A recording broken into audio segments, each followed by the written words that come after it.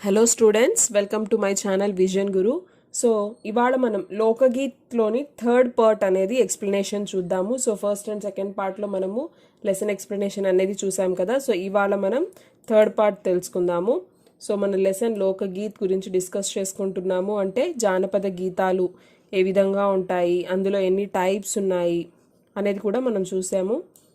So ఇంతవరకు మనము ఎన్ని టైప్స్ చూసాము? 3 टाइप्स गुरिंची डिस्कस చేసుకున్నాము. सो लोकगीत में प्रकार बहुत सारे प्रकार है लोकगीत के.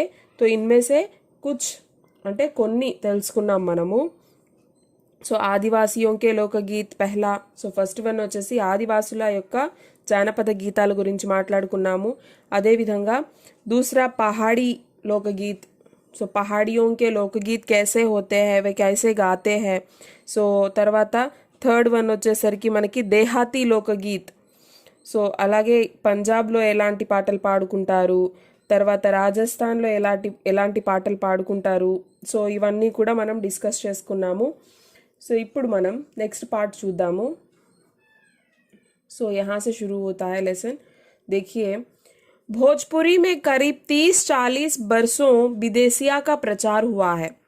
गाने वालों के अनेक समूह इन्हें गाते हुए देहात में फिरते हैं. उधर के जिलों में विशेषकर बिहार में विदेशिया से बढ़कर दूसरे गाने लोकप्रिय नहीं है. इन गीतों में अधिकतर रसिक प्रियों और प्रियाओं की बात रहती है. परदेशी प्रेमी की और ఇక్కడ और కదననా అది प्रिंटिंग मिस्टेक और అని ఉండాలి. సో परदेशी प्रेमी की ओर इनसे करुणा और विरह का रस बरसता है. तो देखिए इस पैसेज में भोजपुरी.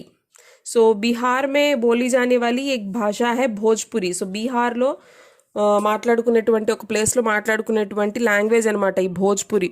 సో ఆ భోజ్పురి లాంగ్వేజ్లో సో ఇక్కడ 30-40 అంటే 30 to 40 ఇయర్స్ దాకా కూడా విదేశియా కా ప్రచార్ హువా హై.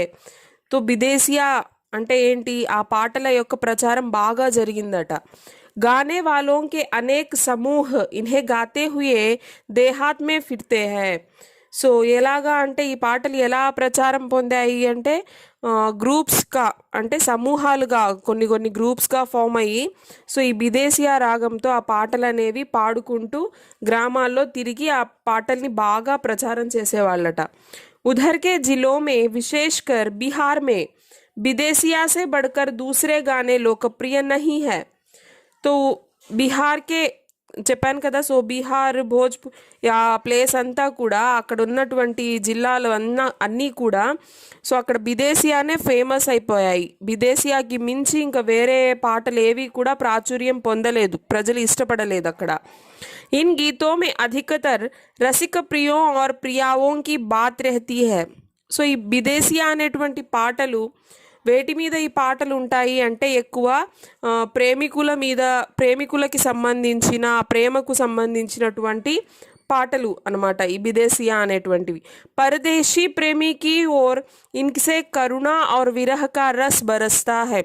సో ఎలాంటి ప్రేమికులు అంటే ఎలాంటి పాటలు అంటే సో విదేశీ ప్రియుడు తనని ఊహించుకుంటూ పాడడం, అలా అలా ప్రేమికులకి సంబంధించి ఆ ప్రేమానురాగాలకి సంబంధించినటువంటి పాటలు అనమాట అవి. సో ఏ క్యా హై విదేశియా. సో ఇక్కడ మనము ఈ లోకగీతలో ఇంకొక టైపు విదేశియా అని చెప్పుకున్నాము. అదేవిధంగా నెక్స్ట్ దేఖేంగే తో జంగల్ కి జాతియోं आदि के भी दल गीत होते हैं. సో జంగ్లీ లోకగీత్. ఇక్కడ వచ్చేసరికి మనకి నెక్స్ట్ టైప్ ఏంటి, జంగ్లీ లోకగీత్. సో జంగల్ అంటే ఏంటి, అడవి. సో అంటే అడవి జాతుల వాళ్ళు ఉంటారు కదా, సో వాళ్ళు పాడుకునేటువంటి పాటలు అనమాట. సో వీళ్ళు కూడా ఎలా పాడుకుంటారు అంటే దల్ గీత్ హోతే హై. దల్ కా మతలబ్ भी సమూహ హోతా హై. దల్ అన్నా కూడా సమూహ అన్నా కూడా గ్రూప్ అనమాట. సో వీళ్ళు కూడా గ్రూప్స్గా పాడుకుంటారనమాట పాటలు. जो अधिकतर बिरहा आदि में गाए जाते हैं. సో ఎక్కువగా బిరహా మతలబ్ బిరహా एक రాగ్ होता है. సో బిరహా అంటే ఏంటి అంటే అదొక రాగం పేరు అనమాట. సో ఎలా అయితే ఇంతకుముందు మనము సారంగ్, దుర్గా, సావన్, పీలు, సోరట్ ఇలా మనము కొన్ని రాగాల గురించి ఇక్కడ డిస్కస్ చేసుకున్నాము. సో దేహాతీ లోకగీత్ మే డిస్కస్ కియా థా. సో ఇక్కడ చూడండి, పీలు, సారంగ్, దుర్గా, సావన్ ఇవన్నీ ఏంటి దేహాతి లోకగీత్లో ఉన్నటువంటి రాగాలన్నమాట. అలాగే ఇక్కడ వచ్చేసరికి మనకి జంగ్లీ లోకగీత్లో ఎక్కువగా గ్రూప్స్ ఫామ్ అయ్యి ఎలాంటి పాటలు ఏ రాగాల్లో పాడతారు అంటే బిరహా, बिरहा आदि में गाए जाते हैं. तो पुरुष एक ओर और स्त्रियां दूसरी ओर एक दूसरे के जवाब के रूप में दल बांधकर गाते हैं और दिशाएं गूंज उठती है. पर इधर कुछ काल से इस प्रकार के दलीय गायन का ह्रास हुआ है. చూడండి ఏం చెప్తున్నారు. సో ఈ అడవి జాతి ప్రజలు ఎలా పాడతారు అంటే గ్రూప్స్గా ఫామ్ అయ్యి బిర్హా రాగంలో పాటలు పాడుకుంటారట. అది కూడా ఎలాగా అంటే పురుషులంతా కూడా అంటే జెంట్స్ అంతా కూడా ఒక సైడు ఒక గ్రూప్ లాగా ఫామ్ అయ్యి వాళ్ళు పాడుతూ ఉంటే వాళ్ళకు ఆపోజిట్ సైడ్లో స్త్రీలు ఆడవాళ్ళందరూ కూడా వాళ్ళు ఒక గ్రూప్గా ఫామ్ అయ్యి అంటే ఎలాగా వీళ్ళు ఒక క్వశ్చన్ని వేస్తున్నట్టు ఒక సవాల్ విసురుతున్నట్టుగా వాళ్ళు పాట పాడగానే దానికి వీళ్ళు ఆన్సర్ ఇస్తున్నట్టుగా ఈ స్త్రీలంతా కూడా గ్రూప్గా ఫామ్ అయ్యి పాటలు పాడుకునే వాళ్ళట. సో చాలా చక్కగా ఇలాగ వాళ్ళు ఆదివాసులు జంగ్లీ జాతి అడవి జాతి వాళ్ళు ఈ విధంగా వాళ్ళ జానపద గేయాల్ని పాడుకుంటూ ఉండేవాళ్ళు. కానీ రాను రాను ఏమైంది అంటే సో ఈ అడవి జాతి వాళ్ళ సంగీతం అనేది అంతరించిపోయిందంట. సో అది ఇప్పుడు లేదు. नेक्स्ट देखिए, एक दूसरे प्रकार के बड़े लोकप्रिय गाने आल्हा के हैं. अधिकतर ये बुंदेलखंडी में गाए जाते हैं. आरंभ तो इसका चंदेल राजाओं के राजकवि जगनिक से माना जाता है, जिसने आल्हा ऊदल की वीरता का अपने महाकाव्य में बखान किया. पर निश्चय ही उसके छंद को लेकर जन बोली में उसके विषय को दूसरे देहाती कवियों ने भी समय समय पर अपने गीतों में उतारा और ये गीत हमारे गांवों में आज भी बहुत प्रेम से गाए जाते हैं. तो देखिए माँ, సో ఇక్కడ మనము ఒక్కొక్క టైప్ ఆఫ్ జానపద గీతాల గురించి మాట్లాడుకుంటూ ఉన్నాం కదా. సో అందులోనే ఇప్పుడు మీరు చూసినట్లయితే ఇక్కడ ఏక్ దూసరే ప్రకార్కే బడే లోకప్రియ గానే, సో ఇంకొక టైప్ ఆఫ్ జానపద గేయాలు ఇక్కడ. సో ప్రజల్లో బాగా ప్రాచుర్యం పొందినటువంటి జానపద గీతాలు ఆల్హా కే హై. సో ఆల్హా ఇవి ఎక్కడ పాడుకుంటారు ఎక్కువగా? అధికతర్ ఏ బుందేల్ ఖండీ మే గాయే జాతే హై. సో బుందేల్ ఖండీ అనేది ఏంటి అంటే ఒక భాష, బుందేల్ ఖండ్ ప్రాంతంలో సో వాళ్ళు వాడేటువంటి లాంగ్వేజ్ అనమాట బుందేల్ ఖండీ. సో లిపి లేనటువంటి భాష అనమాట బుందేల్ ఖండీ అనేది. సో ఈ లాంగ్వేజ్లో వాళ్ళు ఆ పాటలు అనేవి పాడుకుంటారు. आरंभ तो इसका चंदेल राजाओं के राज कवि जगनिक से माना जाता है. సో ఈ బుందేల్ ఖండీలో ఈ ఆల్హా పాటలు అనేవి ఎవరు మొదలు పెట్టారు, ఎవరు ఆరంభించారు అంటే జగనిక్ అనేటువంటి కవి. సో ఈ జగనిక్ కవి ఎవరు అంటే ఈయన ఒక ఆస్థాన కవి. ఆస్థాన కవులు అంటే ఎవరు?